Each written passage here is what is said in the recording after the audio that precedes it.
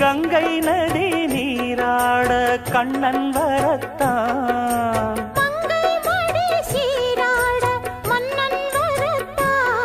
ஒரு புதிய மயக்கம் உனக்கும் எனக்கும் கூடி வரும் நாடிது. நேற்றிரவு அடி நேற்றிரவு நடந்ததென்ன நீ அறிவாயோ? இந்த பூச்சரத்தில் தேனெடுத்தாய் நீ மறந்தாயோ? தித்தித்த